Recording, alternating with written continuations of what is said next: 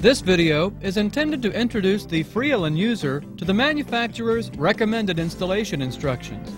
It is not intended to certify any specific type of training necessary for the safe and reliable installation of the Frialen tapping tee.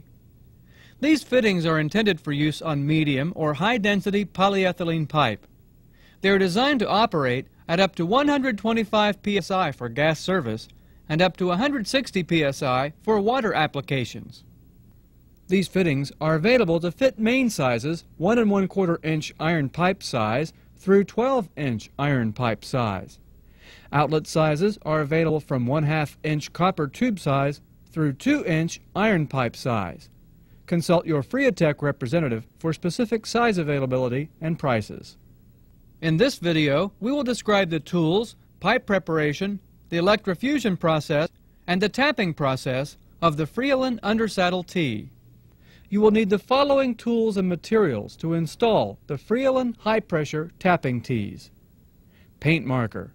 Friatech has silver-colored markers available that work well for marking pipe. They are fast-drying and the silver color shows well on the pipe regardless of its color. Pipe scraper. The oxidized layer must be removed using a smooth-bladed scraper tool. Saw-toothed paint scrapers are prohibited. Sandpaper, rasps, grinders, and abrasive pads are also unacceptable.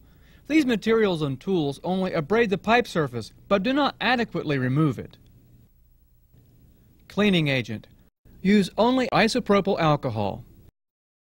The alcohol must be at least 96% pure. LimeTech Scientific offers convenient foil packs that contain alcohol wipes. Lint-free natural or white cloths or paper towels. A common bladed screwdriver. Tapping tools. Friatech tapping tools are available for all Friatech fittings. Universal test connector available from Friatech. The adapter is double-ended to fit both sizes of chimneys found on Frialen tees. Universal electrofusion control processor and appropriate power source. External power source sized to operate the universal electrofusion processor. After assembling the tools necessary to install the fittings, we're ready to begin the electrofusion process. Determine the location where the fitting is to be installed and prepare the pipe surface for the fitting application. Clean the pipe in this area with water and a clean cloth to remove dirt, oil, and other job site contaminants. Then, while the pipe is drying, prepare the fitting for installation. Remove the 2 screws from one side of the fitting. Then loosen the other screws enough to allow the fitting to be placed on the pipe in the proper alignment. Draw around the top half of the fitting using a paint marker. Remove the fitting and draw lines in the center of the outline in a direction parallel to the diameter of the pipe. This step is extremely important as it helps ensure complete removal of the oxidized outer layer of pipe. The next step is to remove the oxidized outer layer from the pipe in the fusion area. Scrape the pipe surface using a firm pressure and making strokes parallel to the pipe. Scrape the entire area covered by the electrofusion fitting. Remove all traces of the lines made by the marker. Avoid gouging the pipe surface with the scraper tool. Removing up to 10% of the surface is acceptable. Excessive gouging may cause leakage in the electrofusion joint. Scraping should remove approximately 5 to 8 thousandths of an inch from the pipe surface. This will ensure that all the oxidized layer has been removed.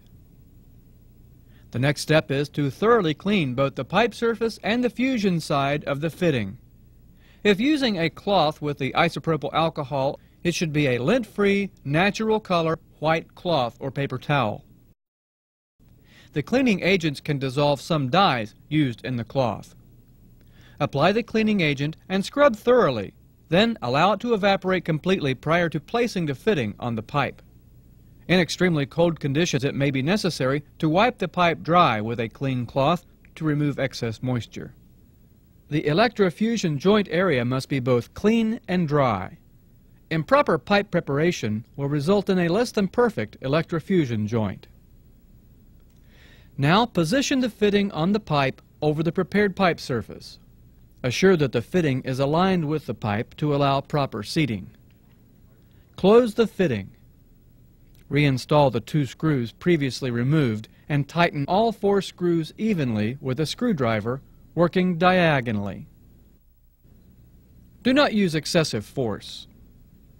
The lower half is an integral part of the fitting and must not be removed after the fusion is made.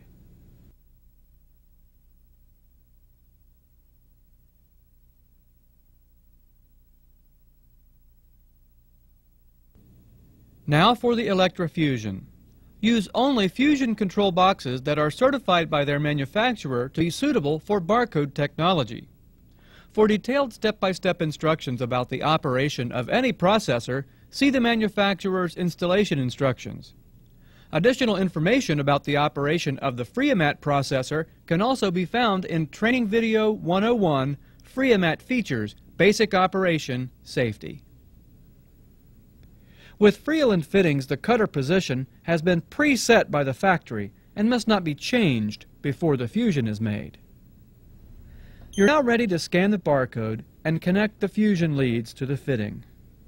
When the fusion cycle is complete, visually check the melt indicator and observe that a change in its appearance has taken place. Remember, the melt indicator only indicates that heat has been applied to the fitting. It is a good practice to look at the melt indicator prior to making an electrofusion when more than one operator is involved in making fusions. This will prevent fusing the same fitting twice.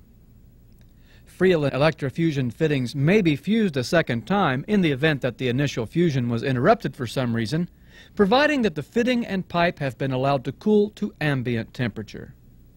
Cooling times vary depending on the size of the fitting and the test pressure for the system. An additional cooling period must be observed before tapping the fitting. Cooling times can be found on the T, the back of the cover for the unit, the screen, and in the installation instructions. If you are using an electrofusion processor other than a Frialen, contact Friatech for the cooling times. It is recommended that the start and finish times for the fusion and the cooling times be written on the pipe near the fitting. This will help avoid unclamping or tapping the fitting too soon. Failure to observe the proper cooling times may cause leakage. The outlet connection of the saddle fitting can be made at any time convenient to the user. The outlets are also available upon request with various lengths of service tubing factory fused at Friatech for a nominal fee. After the fusion cycle is complete and the cooling time has elapsed, remove the screw plug from the top of the T.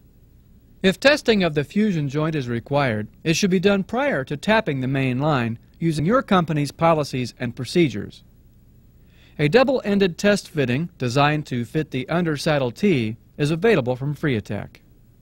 Screw down the cutter using the appropriate Friatech hex wrench until the cutter reaches the bottom internal stop. For T's up to 6 inches, use the lower hole in the wrench body to insert the T-bar handle. For T's over 6 inches, use the top hole. Retract the cutter until the cutter reaches the upper stop. Do not force the cutter past the internal stops. Replace the screw plug and tighten using the hex wrench until the plug contacts the chimney of the fitting.